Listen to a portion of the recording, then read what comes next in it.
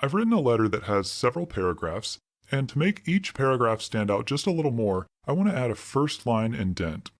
Before you add an indent, you may want to go to the View tab and make sure the ruler is displayed, since it makes it easier to customize your indents. To create a first line indent, you can just place the insertion point at the beginning of a paragraph and then press the Tab key. You may have noticed that when I did this, this little marker on the ruler moved forward 1/2 inch. This is the first line indent marker. There's also the hanging indent marker, the left indent marker just below that, and the right indent marker. We can move them to create various types of indents. They don't affect the whole document, just the parts that are selected, so let's select all of these paragraphs. Now drag the first line indent marker. We can also create a hanging indent, which moves all of the lines except the first line. The left indent will move all of the lines at the same time, and the right indent is useful if you want to make the paragraph narrower.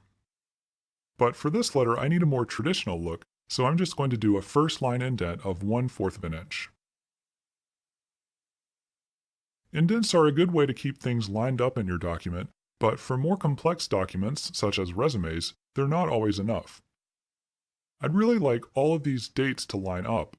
I could just use spaces, but it's going to be difficult or impossible to get them to line up exactly, so I'll need to use tabs. If I place the insertion point right before the text I want to align, and then press the Tab key, it's going to jump forward in 1/2 inch increments. It's much easier to align the dates this way. If you go to the Home tab and click the Show Hide command, you'll be able to see the tabs, and they show up as these little arrows.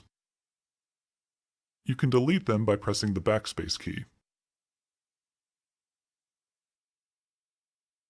That works pretty well, but I'd like to have a little more control over exactly how the text lines up. I think a tab stop is exactly what we need here.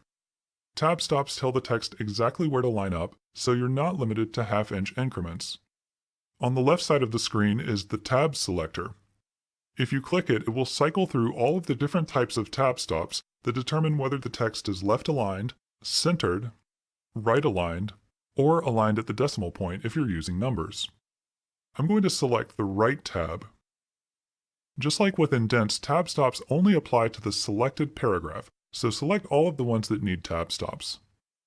Then click on the bottom edge of the ruler where you'd like the tab stop to be. You can add more than one if you need to, and you can remove them by just dragging them off the ruler. Now, to align the dates, we want to add just one tab before each year, and they will jump to the new tab stop. Generally, you'll need to add one tab for each tab stop. You can also move existing tab stops. Make sure the text is selected, and then move the tab stop to the left or right. But be sure to allow plenty of space for the text. If I move the tab stop too far to the left, the dates won't have enough room, so they won't line up correctly. This document looks a lot better now, and I think having everything lined up gives it a neater, more professional appearance.